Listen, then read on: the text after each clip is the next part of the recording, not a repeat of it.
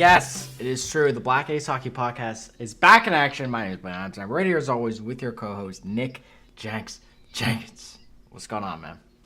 You staying warm down there, man? It is frigid cold out today. As I'm of dying recording, it is currently 11, but the real feel, based off, my weather app, is 1 degree. 1 degree. What are we, in Minnesota? This is Pittsburgh, PA we're dealing with right now. Mine is 10, feels like -6. Tomorrow, it's going to be like a standing -3. So Nice. It's going to feel like -10 or something. It's going to be horrible. Yeah, that's how mine real feel of 1 tomorrow. So it's a frigid one. Gotta make sure the pipes are all not getting frozen. Gotta cover up. What is it, like 30 minutes outside and your lips will be frozen together? I think it's shorter than that, man. I could go for some global warming right about now. Yeah, what the hell's up with that shit? But we're right down the middle. We're not left or right. We're just right down the aisle. Nothing crazy going on. This is not a political podcast, but man, I am cold. But yeah, I guess big news yesterday was the inauguration of U.S. president. So that was going on. Wow, the CFB championship was going on. Wow, there was playoff games for NFL this weekend. So Yep. there was a lot of craziness happening, and I think we're just gonna jump into the NHL side of things and cover that and give a little recap towards the end. But as far as the NHL goes, we're Pittsburgh fans and was it black and gold till we die? And I loved the move that Kyle Dubas did last week.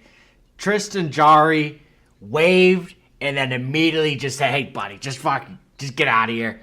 Right to the AHL, he said. Call up Bloomquist. This guy, Jarry. Now, this is a chain reaction of... when did Vegas start? 2019? It was before that. 18? They've been around, I would say, even 17. 17? I'll just keep going down until I'm right. But they 2017. They got Fleury because the Penguins were like, "Oh, Fleury's aging. No way he can smile until he's like 40." But, that's not true.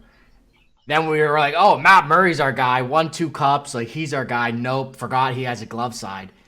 And then Tristan Jarry came in, was like, "Oh, Jarry's the guy. Murray sucks." Jarry's like, "Oh, let me sign a 6x95," and then absolutely disappeared.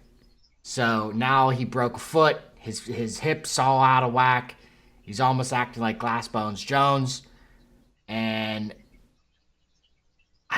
I'm just so happy to see this as far as the Penguins. Like, Kyle Dubas is not afraid to make moves that he knows that, he made previously and be like, "All right, yeah, I messed up, but get this guy out of here."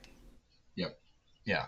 Jarry pulled one over on the Penguins organization and got that huge contract, and it's unfortunate for the team because obviously they didn't keep it private that they were trying to move him at one point, but the fact that he got waived means that there were no takers on him.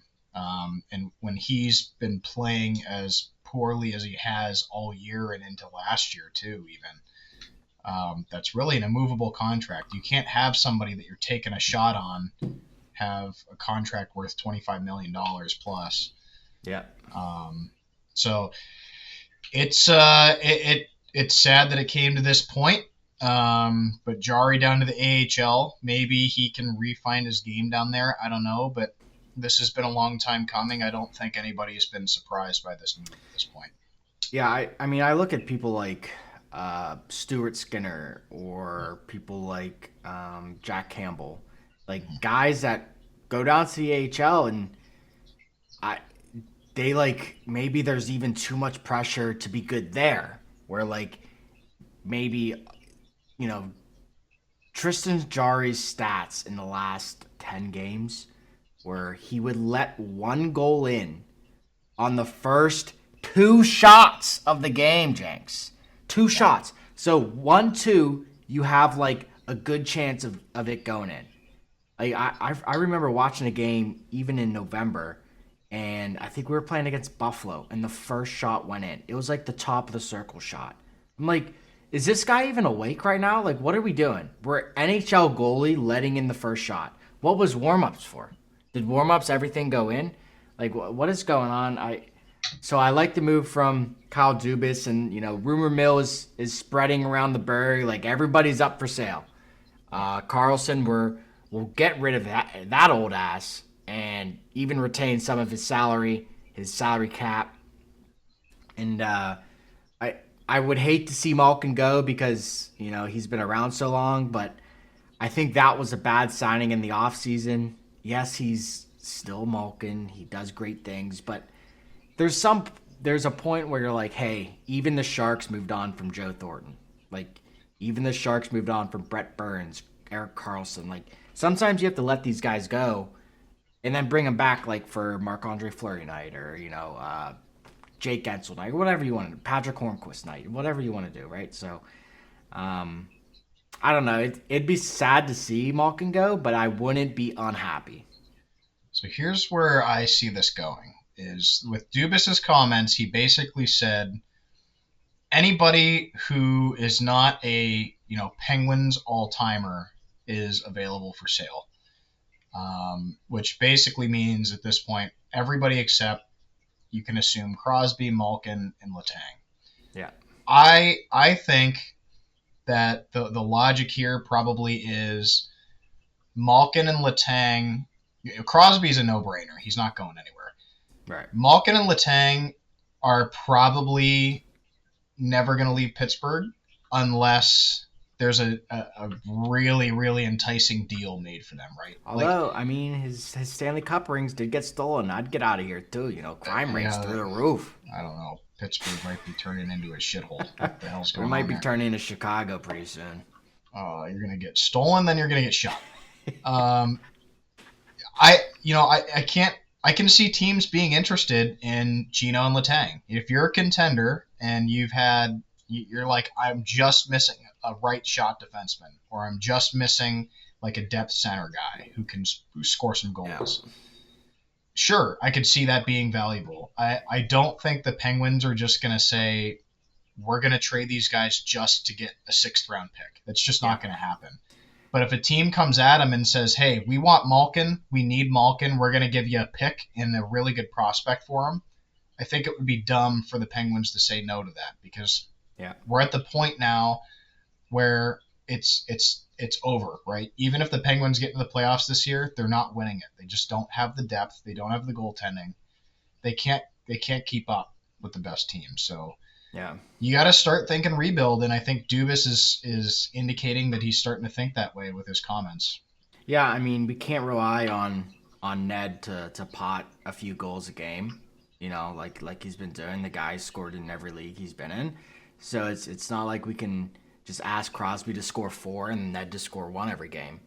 Right. The thing with the Pens is, like, we don't have like a hidden Braden Point somewhere. Like, we don't have like a Pat Maroon type player. Yeah, we have Kevin Hayes that is a glue guy, but there's nobody that somebody comes to your office and say, hey, we want this guy, and you're just like, all right, like he's not yet a superstar, but he's a star incoming. Like, we got rid of Jake Gensel pretty much free.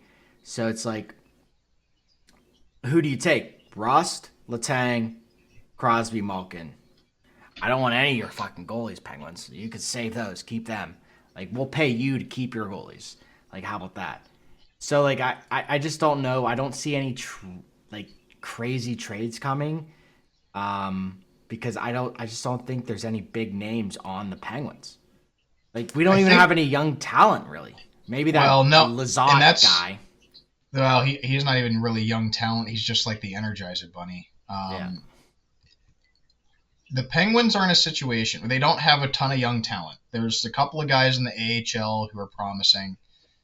Obviously, they traded for McGroarty before the season started. He could be something. He's still young. What they're basically trying to do now is there's not going to be any big splash trades unless it's Erik Karlsson and we retain salary, which is possible. You could get a decent haul for him to the right spot. But other than that, you're basically just stacking up, saying, if I can trade 4 of these guys out and get a 3rd round pick for each of them, now I've got this stockpile of picks, and I'm just going to start throwing darts, and I've got to hit on 2 or 3 of them. That's probably what they're going to start doing. Or trading for Dubas made the comment he likes young players, like a McGroarty, like this, what's the guy that we got from Nashville? I'm drawing a blank right now. Glass? No. The center. Oh, crap, I'm drawing. Tomasino? Yes, thank you. Yeah, like Phil Tomasino. Like somebody ideally under the age of 25 who's got some, they've got a little bit of pedigree, maybe not a ton, but they've still got room to grow as the team looks to rebuild. So I think that's what he's trying to look to do, is just sort of get younger and maybe retool, and maybe we hit the jackpot with somebody and we get lucky, but not really counting on it. So we'll see where they go from there. We know Dubas is open for business, so all the NHL GMs that are listening to this, give him a call. Yeah, I feel like the Buffalo Sabres at some point, like, we never ever have a superstar. We just have really good talent. Yeah. Yep. Yeah, so it's like, I wouldn't say never ever have a superstar, because, we've been blessed the last 20 years. So it's going to be interesting coming towards the end. Trade deadline is what, in 2 months? Yeah, something like that. Yeah. Around end of February, March-ish area. And, I think what's going on in Pittsburgh, you look at like people like Laine. He gets a fresh start in Montreal and is absolutely tearing it up. Last 5 games has 5 points, 2 Genos and a few. He's already had his first Hattie in the last 10. So it's like, this kid got out of Columbus, and not even to say Columbus is on a tear, and goes to pretty much one of the youngest teams in the NHL right now, and is lighting it up with Cole Caulfield. And I say that because that's his nickname, apparently. If you watch Jesus that one Christ. clip, who gave it to him? Weber. Shea Weber gave him that nickname. So I think he said that on the Spit and Chicklets Sandbagger. So if you watch that, that'll explain the nickname for you. But what's your take on this guy? This guy, literally, in the shadow of what? Jack Eichel, when they were drafted, never really had a fair shake. He was on the Jets for a while, kind of fell off like right after his rookie season, went to Columbus, injury problems there, never really developed well. Nobody does. But over to Montreal, maybe he's found his leggings. If there's one thing you can't debate with Laine, it's that guy can shoot the puck. He's got one of the better shots in the league, and even on his down years, he's still scoring goals. Like his bad years, like, oh man, I only scored 20 goals this year. Right. That's a record year for a lot of guys. He sort of had a big splash when he came into the league with the Jets, and everybody's like, oh, this is the next Ovechkin, right? He's going to be the next great goal scorer in the league. And between issues with can't stay healthy, and there was some off the ice issues with him too, which ultimately led to him moving team to team and then heading out of Columbus from there. But the Montreal fans seem to be reacting to this. They're really embracing Laine. He seems to have found a home here. He's playing really, really well. Seems to be happy. I think this is sort of what that team needs, because for a long time now, for as long as he's been around, Cole Caulfield's been the only consistent goal scorer for that team. Right. I know that they've got some other young pieces there that seem to be promising too, but to bring in a guy like Laine, who at this point is a veteran and can be an additional goal scorer on that wing for you, it seems to be like a match made in heaven. So hopefully he continues to be successful there, and that he's found a home for a little while. Yeah, I just want to go through that draft. When he was drafted, came in with Austin Matthews, Tkachuk, Alex Nylander, McAvoy, ever heard of him? Clayton Keller. Like these guys, like it was kind of a loaded year, looking back on it now that some of these players have developed a little bit. Pierre-Luc Dubois, uh, kind of a downer in that draft, but bounced around from team to team. Pudjarvi, I don't know how that guy made it this far either. So must be his chin. The guy's like has like because a he's 9 always foot chin. cheesing. That guy is the happiest man in the league. He's always smiling. So it's just funny that you have to give these guys some time to develop. Yeah, it's not ideal. 9 years is when Laine's kind of coming out as a personality and now coming out as a top end talent in the league. But you got to give these guys time to develop. And I want to switch over to another Canadian team on the west side. The Canucks are going through a lot of struggles off the ice. It seems like they can't get out of their own way when it comes to things like that, whether it be riots or whether it be just drama on the team end. They tried to move JT Miller. They said, "Hey Rangers, we know you're struggling. I have the solution." Blaine's had this guy on contract since the first time he ever created a league, and we should have listened to him. He's a Pittsburgh boy. We should have known. JT Miller was a healthy scratch. Who were they playing? Some shitbag team. I don't know, but he was a healthy scratch on Sunday. But the trade fell through because I guess it was held up on some draft picks. That's what the rumors are saying.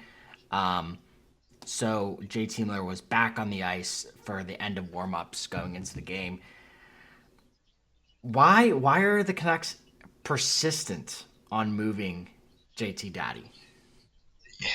I don't really know what the deal is, right? But nobody knows the full story. But whatever's going on, there's some drama where basically Pettersson and JT Miller can't be seen in the same room because they just can't get along. I don't know what the heck's going on there, but long story short, the Canucks feel like they need to move on from one of the two of them. I know. So get rid of the old guy. Well, that seems like an HR. The 100-point scorer, yeah. Get rid of that guy. We're gonna move on from the old guy, and then the old guy sues the organization and gets like $1 million for prejudice. It's really tough situation. I mean, I don't think this is over. I don't see how this magically gets solved internally, and they're like, you know what, we're just going to keep both guys, and they're going to work it out, and everything's going to be just fine. I think there's more to this. I don't know. Maybe the Rangers take another swing at this and try to get it done. Maybe another team steps in. I still think there's a chance that Pettersson could be the guy that teams are asking for too. But it sure seems like the long-term outcome of this situation is that either Miller or Pettersson is on their way out of Vancouver. It's just a matter of time now.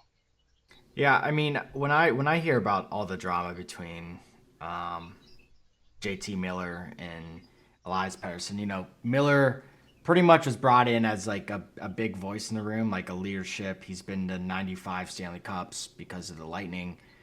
And so, like, they bring him in to kind of, once they get into the playoffs, to kind of push them across the line. Last year, unfortunately, they had the goalie issue, which kind of held their season up a bit towards the end. But I think, JT Miller is born in, the old era where, it's not all just participation trophies like, oh, just because you're good, we can, not let you back check and, be like okay with you eating chips before the game and stuff like that, So it's like maybe he came in too hot and tried to shift the whole culture where these younger guys, they never had a leader like that. Like, when I see the Canucks, I see Brock Besser, Elias Pettersson, Quinn Hughes.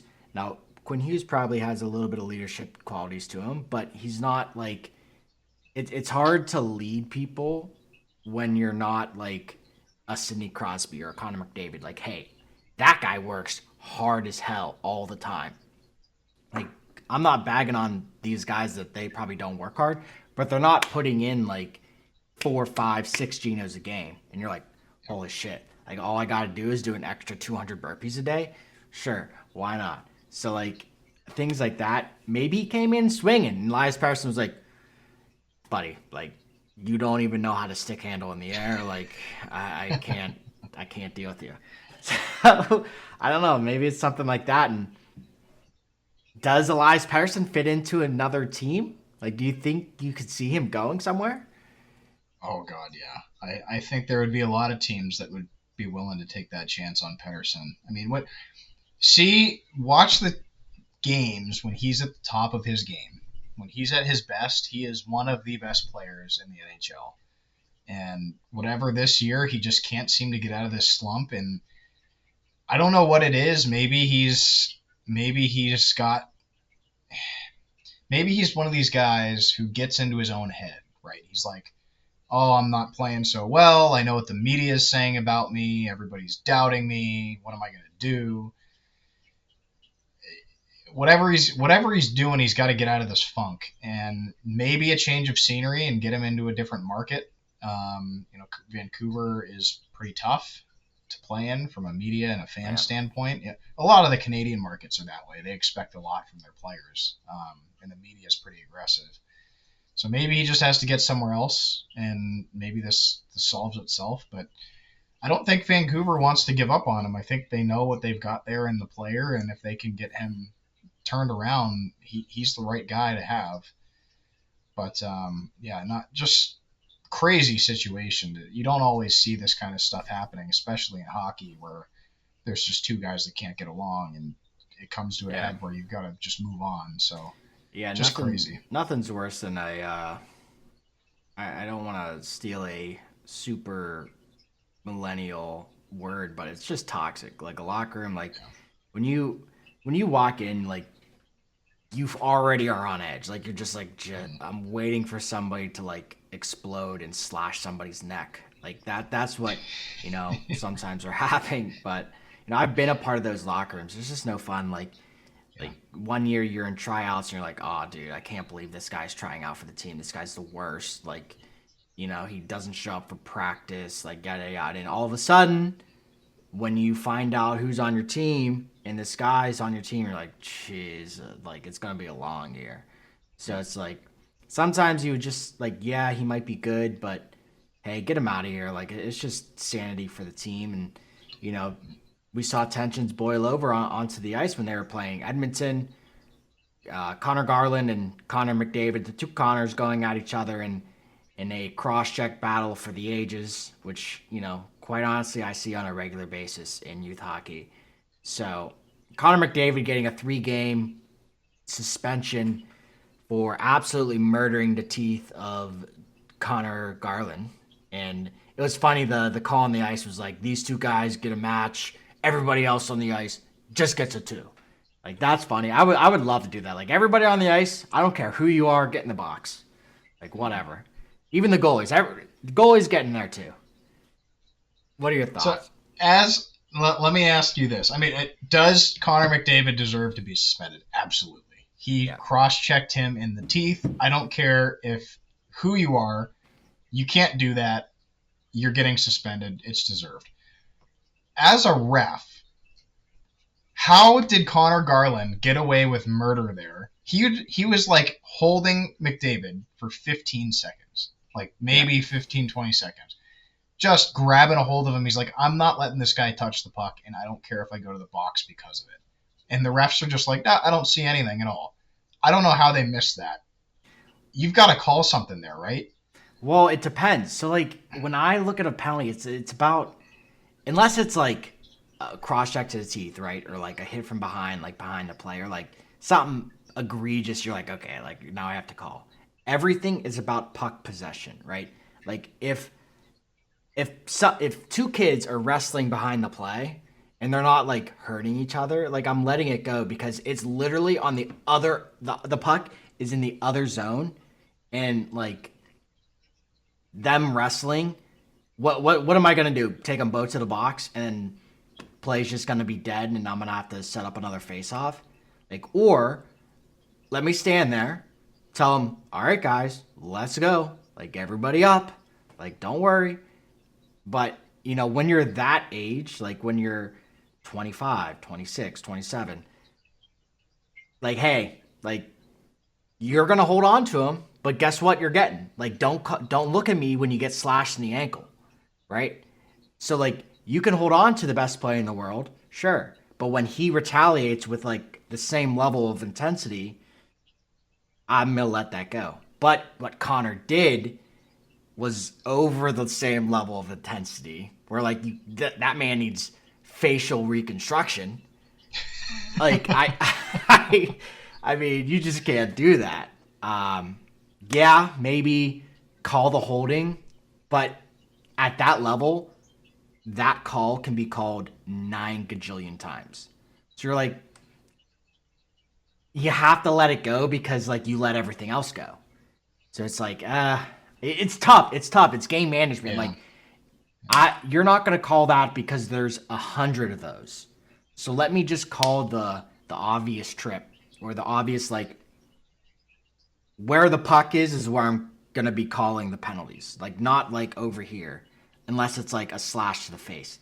That's why like when you see a lot of the players in between the benches and they push each other and shove each other, like a lot of that stuff's being let go unless it's like I'm pounding your face, like because that stuff goes on constantly. You just don't see it on your first glance.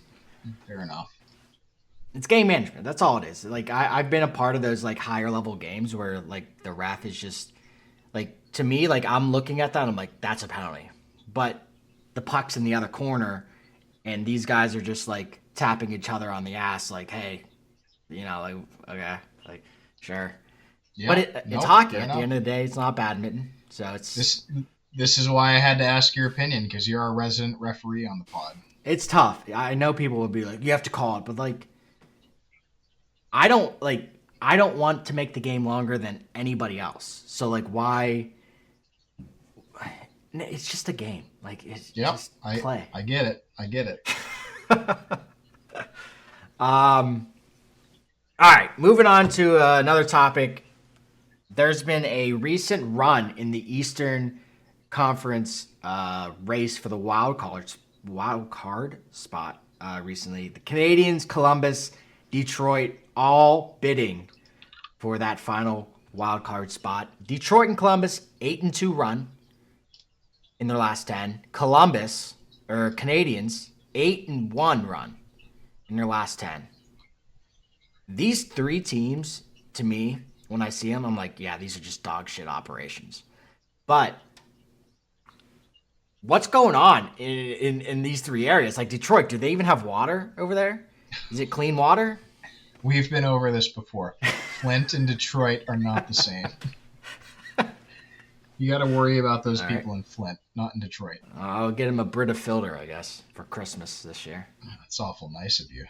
Yeah. So Montreal, I sort of get. Montreal has been rebuilding for a few years here, and there was a point where they were one of the worst teams in the NHL for a couple of years, and now they've made some trades. They've got some draft picks. But they went to the Cup that 1 year. They went to the Cup that 1 year in the COVID year. Yeah. But on the back of Shea Weber and his shattered ankle. And Carey Price, yeah. And Carey Price. That was a two-man operation. Okay. Yeah. Both those guys are gone, so now they're in hell. So now they're trying to rebuild. I think they've got the pieces there to start turning the corner. We've already talked about Laine. We talked about Caulfield. They've got Suzuki. They've got a couple of goaltenders there who it looks like they lucked into. Montembeau's been out a little bit, but this Dubas, I don't know how you say it, kid, he's played like 6 games now and has won all 6 and has had really, really good numbers against some tough opponents. So maybe they've lucked into a couple of goalies here who can help carry some of the load. And then they've got some steady defensemen. They've got some really good young talent. Laine obviously is there. So I think this is just a sign of this talent sort of taking the next step and actually becoming a contender again. Yeah. So we're seeing the early signs of that. They've worked themselves into the race. They're certainly not one of the better teams in the NHL at this point, but they're in it. They're in it, and they're going to try to make a push. Columbus, to me, is more of a story of this is just a team willing their way up into the standings. They've been a middling team for so many years now, and I think the expectations, we talked about this already, so I won't go into too much depth, but the expectations coming into the season were so down with the loss of Johnny Gaudreau, and it's like, hey, let's just get through this season and then we'll figure it out. Like, this is not going to be easy for us. We lost our best player. This is going to emotionally take a toll on everybody, and this is just the team saying we're going to persevere and we're going to pull together and we're going to play good hockey, and they've done so, and they've done it to a tune of a winning record, and like you said, they're on a heater right now. Fantilli has taken a step. He looks fantastic. Things are just clicking in Columbus, and really, really happy to see that they're having a good year. It's great for the organization and great for the spirit of all those players there. In what was expected to be a tough season. So Columbus is a great story. I would love to see them make the playoffs, but at the same time, them making playoffs means that Pittsburgh definitely doesn't, which would like to see Pittsburgh make the playoffs at least one more time in the Crosby era, but I don't know if that's going to happen. Get in. I don't know. There are, just for context, while we're on this topic, there are 7 teams within 4 points of each other for the wild card in the Eastern Conference right now. 7 teams. Yeah. That is insane. That is do you think it's nuts. Eastern Conference is now turned into the Western Conference of past years, where like we're so bad that we're like just like tossing trash teams in? I mean, it's pretty much like everybody's having a bad year, so one of these teams or 2 of these teams have to make the playoffs. Right, and it's just like, is it going to be Ottawa? Is it going to be Boston having one of their worst years? I would hate to play Ottawa first round. I'll tell you that for free. Ottawa. I think Ottawa's a playoff team. I really do. Yeah. Well, you would get injured. Your whole team would get injured in the first round if Ottawa gets in. Brady Tkachuk's just going to be running around banging bodies, taking everybody out. He would just be slashing the shit out of people and fights, and it would be a disaster. But continue to Detroit. Yeah. When I googled the old Detroit Red Wings, this team, I think we talked about them at the beginning of the season as one of those teams to watch, where there was rumors of Larkin leaving, whereas there's kind of an older, more veteran crew with like a lot of like young talent, and I wasn't too sure that Vladdy Cop or whatever the fuck, however the fuck you say it, Patty Kane, Larkin can actually like handle this many young guys, especially you say Kane, Tarasenko, Cup, and who's the other old guy on their team? Cam Talbot. Like, all these guys are older veterans, kind of like Pittsburgh, but they have a lot of young talent, like DeBrincat, Sider, Raymond, fucking what's their one D-man guy? Oh, Alex Leon in goalie. So it's crazy to see how this team has come together this far, and they're going to the goalie tandem situation where Calvit's playing half and Leon's playing half, and they're even going down into their third and fourth goalies when they need a break from the first and second. So it's like it's a full team effort here, and not just hanging on one guy or 2 guys to actually get the job done. So I'm interested to hear your take on, what you've seen from the Detroit Red Wings this season. Yeah, I mean they've been a bit up and down, and they're on a heater, like you said, right now. They're part of this Eastern Conference mess for the wild card. Certainly not out of it, but a lot of teams to jump over to get that spot. It's weird because with Steve Yzerman, we saw what he did with the Lightning. He built that team into a back-to-back Stanley Cup champion team. And he had his process and he stuck to his process. And I think he's kind of doing the same thing with Detroit. He's not going to make any big moves at the deadline. He's going to say, I've drafted well. I've got these guys coming up. I've got veterans to teach them how to be pros. I think we're going to see another era of Detroit being a contender for a long time once some of these guys settle in. And then Larkin's going to, by the time that happens, Larkin's going to be the old man on the team. And you're going to have guys like Sider, guys like Lucas Raymond. They're going to be like in the prime of their careers. And I don't know if this is Detroit's year, but it's coming soon. I think they're about to turn the corner, and I think Larkin can see that. And I think, you mentioned there was rumors about him wanting out, but I think he sees the process working, and I think he wants to be a part of that. He's obviously their captain. So I just don't know if I see Detroit being strong enough the rest of the season to make the cut, but certainly in the near future, they're going to be one of those teams that's up in the playoffs consistently every year, and they're going to be a team you don't want to play against because they've got a lot of talent. Yeah, especially, you said they drafted well, and they were kind of rewarded with some of their younger kids like becoming more and more well known throughout the NHL, like in the hockey circle, with a Stadium Series game against Columbus, which is happening I think sometime this later in the year. And they revealed their jerseys and helmet schemes as most teams do to kind of build the hype and get some merchandise out there. And I actually really like the Red Wings jerseys, and I love the helmet. The helmet with like the logo like coming off the face. It looks like their face is actually like the wheel of the Detroit logo, and the wings are like coming off the sides. Almost like a Michigan-esque football team helmet, which is very fitting. Again, I love when hockey teams actually stick to like their own state stuff instead of a Michigan Chicago Cub thing. But I want to hear your thoughts on the Stadium Series Columbus Detroit jerseys. Yeah, I like them. I think Detroit did a fantastic job designing those. I didn't know how I was going to feel about the helmets when I first saw them because it's something different. Something new, yeah. It's definitely something new, but I don't hate it at all. I think they did a good job. Especially coming from a Penn State fan, Especially coming from a Penn State fan. Right. That is, we're bare bones over there. Just helmet stripe. Just one stripe.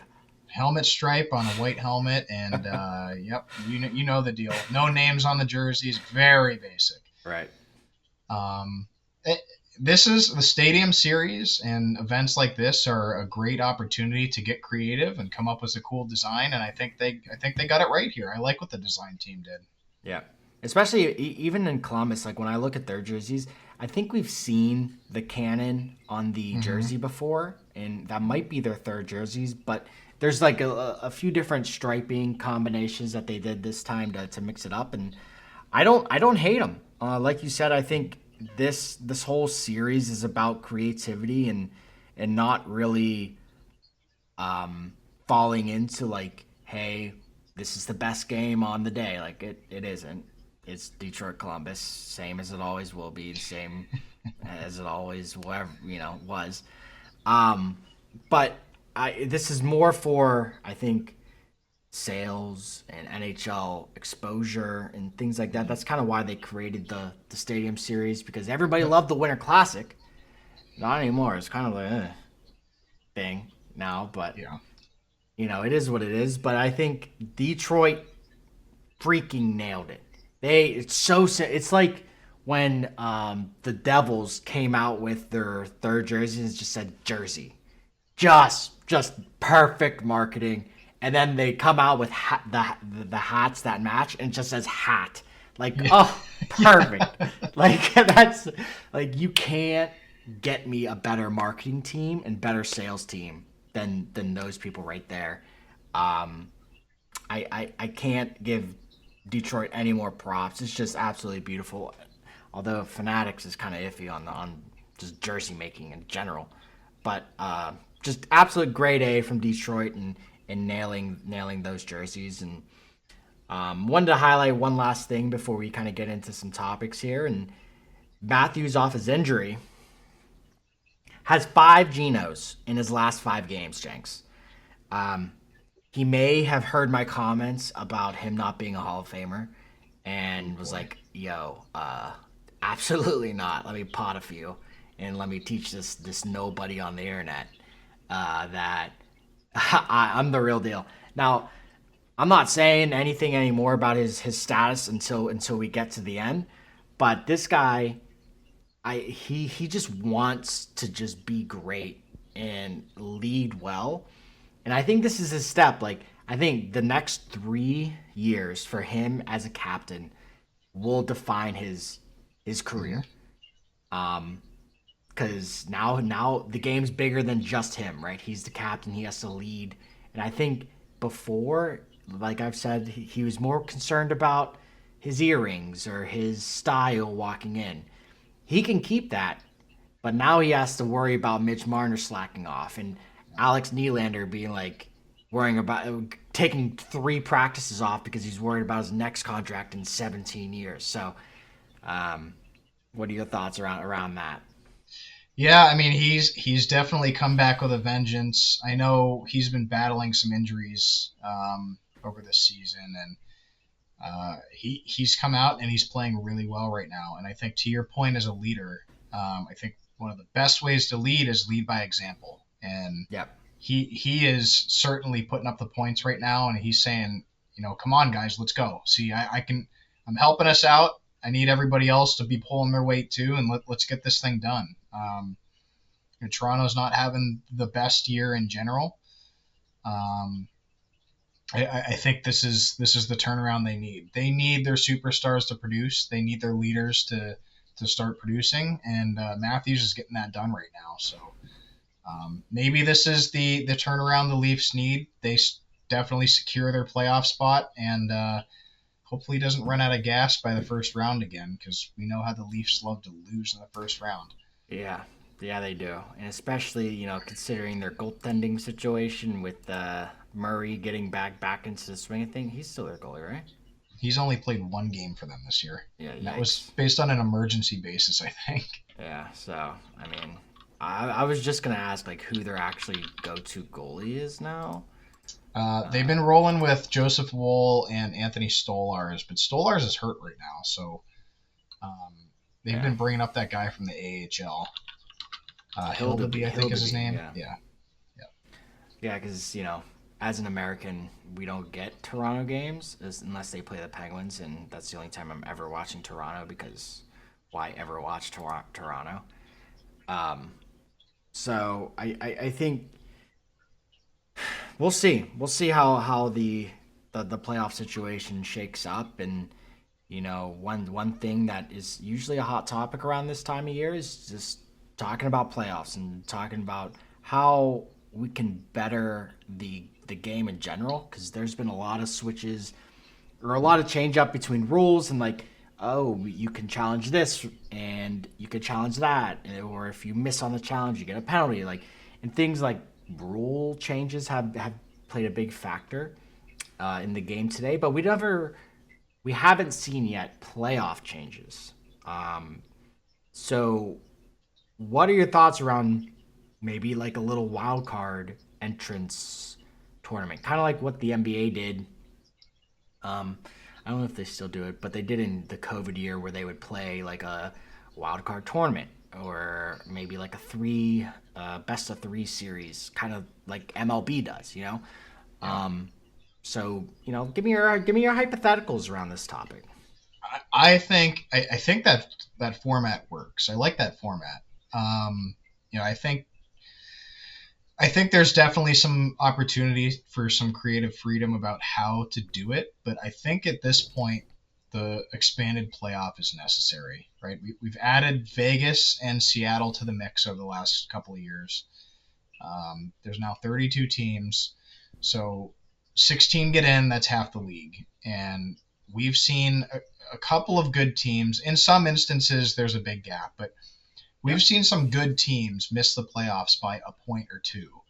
And for example, I think of when Washington snuck into the playoffs, and everybody was like, "There is no way they're winning the cup. Like they shouldn't be in the playoffs. Detroit should be in the playoffs, or Pittsburgh should be in the playoffs." Let's just end that debate and let's say we're just going to add a couple more teams into the mix. And if that's battling it out for the last couple of positions in the playoffs with some mini tournament, then that's the way we do it. Yeah. Um, I think too many good teams are missing the playoffs now just because of the expanded league and the amount of talent. And I think it's time that the NHL takes a hard look at how they get more teams into the postseason. Yeah, I know we talked about like 1 versus 8, one versus or two v 7 and on down the line.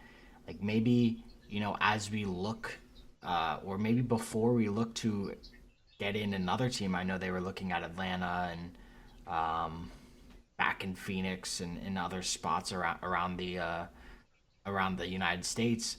Maybe we say, hey, before we add this team, we say it's all right. It's best of 12 now in the Eastern and Western, and then that way you add another spot for those. You add 2 teams in the West, 2 teams in the East. All right, let's add another slot. I think with the best of 3 series for the wild card, it's tough because the whole thing about the NFL going to 18 weeks is you're risking another week of injury, right? Like you're risking almost safety. Whereas now, the last game of the year in the NFL is just sit everybody but the backups. Go backups play and just get wrecked. I don't care. Doesn't really matter. I don't know if a best of 3 is like a safety concern for the NHL, especially when you look at Ottawa and you want to protect kids like Celebrini and Will Smith and Samuelson and in Anaheim, Zegras and Carlson, Terry, like all these guys.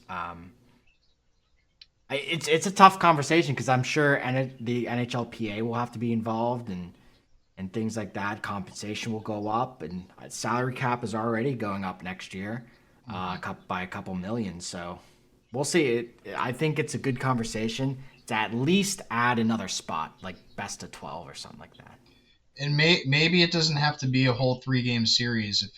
I understand for sure the concern about exhaustion and injuries. Maybe you just say it's a sudden death for the last spot or something like that. That would be crazy. Number 7, the 7th best team in the conference is going to play the 10th best, and the 9th and is going to play the 8th. And it's a 1 game. Whoever wins gets the playoff spot. We're adding 1 game to your schedule. It's not a huge add. That would be wild. You're telling me not every hockey fan in the world would be watching those games. A 1 gamer to get into the postseason. There would be people watching those games. Everybody. That would be a hard game. That'd be a hard game for sure. The refs would not be involved. They'd be like just battle to the death out there. It'd be great.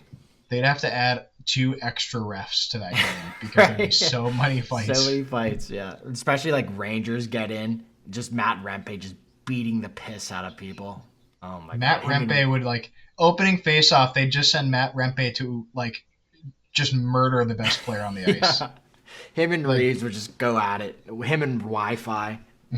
God. Right, yeah. That'd be great. Any college hockey news for us, Jenks? We had an upset alert over the weekend. Down goes number 1 Michigan State to their bitter rival, the Michigan Wolverines. Damn. So we have a new number one in college hockey. The number one team as of this week is Boston College with 36 first place votes. So Michigan State drops to 2. We've got Western Michigan at 3, Minnesota 4, and Denver at 5. So it's the Big Ten's looking really, really tough this year. Michigan obviously is capable of beating anybody. Michigan State's one of the best teams in the country. Minnesota's in the top 5. And then you've got the powerhouse teams that are always up there with Boston College and Denver. Right. So not too much other surprises in the rankings this week, I think. All right. Now we're into the nitty-gritty, right? Teams are jumping into their conference schedules, so you're going to start seeing a lot of movement in the rankings and a lot of really good matchups. A lot of times at the beginning of the year, you end up getting Michigan State versus Mercyhurst because they're playing, independent games. Yeah. And it's like they're like 7-1, 10-0 games, and it's like this doesn't mean anything. Right. Now we're into the games that mean something. So you're gonna start seeing a lot of good hockey. But yeah, there's not a whole lot of news to report on the college side of it right now. I know we've talked a lot about the movement between players and what's the future of college hockey with the CHL. No big signings or anything have been announced over the last several weeks here. But as we keep going on here, the playoff picture is going to start forming a little bit, and we can start talking about what we think the tournament, the NCAA tournament, is going to look like, and who are our favorites for the Frozen Four and the Hobie Baker Award and all that stuff. So stay tuned. Time for the best segment of the podcast. Writing on the wall picks.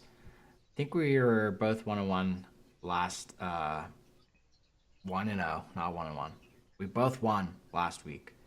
So I want to hear your pick for Saturday, January 25th. What is your writing on the wall? So we talked about this team already at length and how hot they are right now. And you know what? It's a great story, and I'm happy that they're doing well, and I'm sure rooting for them. And I see them get a matchup with an LA Kings team who is in a little bit of a slump at the moment. They're a team that they've got some really good veterans with Kopitar. Doughty's been out for a little bit now, but he's looking to get back into the lineup hopefully soon here. They could use the reinforcements. But these Blue Jackets, man, they're just getting it done. And their home record is impressive. They are 16-5-3 at home. And they get a struggling Kings team coming into Columbus. And I think nationwide is going to be buzzing. I think this is going to be a really fun game. And I think the young talent on the Blue Jackets just pots another 5 goals that night. And I think they're going to get it done. So I'm taking the hype train, the Columbus Blue Jackets over the LA Kings. All right, your boy Fantilli must be feeling himself by then. So I don't know. We'll see. I'm going with another team. We talked about both teams this podcast. They play on Saturday. A Battle of Canada, Toronto Maple Leafs and Ottawa Senators. It's gonna be a real test to see if Matthews can stand with the kind of the heavy hitters of the Eastern Conference now. Usually it's the Caps and Tom Wilson, and now it's kind of moved over to the Senators a little bit. But Tkachuk, Sanderson's, Pinto is nasty. Watched him in person. He potted 2 on the pen. Just absolutely disgusting to watch. But I think I'm going to go with the Senators here. I don't see Matthews lighting it up this far into the future. Now, again, I hate to talk shit on him because he clearly just did not like my comments last week. But I have to go against him, have to ride my boy Brady and his buddy Tim Stutzel, or Stutzel, however you want to say it. Give him some Struzel or whatever. Take the Ottawa Senators. Book that responsibly, of course, as my writing on the wall pick. Any last words for the people, Jenks? Nothing significant to add to this podcast. It's we're in the thick of the season right now, right? We're halfway through the NHL season. I'm thinking about the high school schedule too. We're getting towards the end of the regular season for at least high school hockey in Pennsylvania. So Thank God. Hope everybody is finishing strong as we're looking to get into the playoffs or secure that first spot, depending on where you are in the standings. And I know we're in grind time of the season, so keep your legs moving, kids. Yeah, it's the dog days. This is where the legs are fed to the wolves here. This is I had to look up that saying, and that saying was so weird. Like legs feed the wolves, but then you're like, well, if the wolf doesn't move his legs, he never eats. So Right. it's like, and I was like, wow, those Russians back in the day, they were really cooking with their sayings. But whatever, man. Make sure to follow us on Instagram and Spotify and YouTube, Black Aces Hockey Podcast. I'm your co-host, Blaine Adams. I'm right here as always with your co-host, Nick Jenks. I'm out of you later.